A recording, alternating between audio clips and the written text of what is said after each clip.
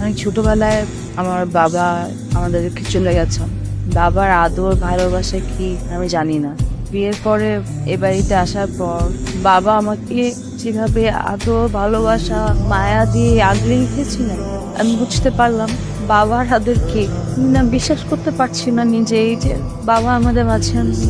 এই পৃথিবীতে আমার আপন বলতে আর কেউ থাকবো না। আমি আমার বাবাকে একটাবার বলতে পারলাম আমি তাকে কতটা ভালোবাসি। আমার বাবা একটাবার জানলো না আমি তাকে কতটা ভালোবাসি। বাবা সবই জানতেন কতটা ভালোবাসো। আমি আর বাবা এটা নিয়ে অনেক কথা বলতাম। বাবা শুধু চাইতেন তুমি যেন খুশি থাকো। শুভ্র, তোমার নিজের খেয়াল নিজেকে রাখতে হবে, শক্ত করতে হবে। বাদ দাও না আমার কথা। তুমি কেমন আছো? নতুন সংসার কেমন যাচ্ছে? তাকে কে এখনো আগের মতো রেগে থাকে সবসময়? নতুন সংসার হয়নি আমার, আর রাকিবের সাথে ওই দিনের পর আর কোনো যোগাযোগ হয়নি।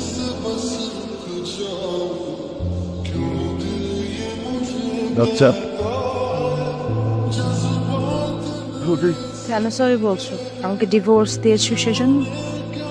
নাকি আমার খোঁজ নাওনি কখনো? আমি বেঁচে আছি নাকি মরে গেছি, কেমন আছি, কোথায় আছি, এটা বার খোঁজ নিলে না। জানতেও চাইলে না আমি ডিভোর্সটা চাই কি না। তোমার মনে হলো তুমি আমাকে ডিভোর্স দিয়ে দিবে। আর কিছু বলা? কেন বলবো না শুভ্র? কে সংসার করেছে তোমার সাথে? রাকিব নাকি আমি? আরেকজনের কথা তুমি কিভাবে ডিভোর্সটা দিয়ে দিলাম?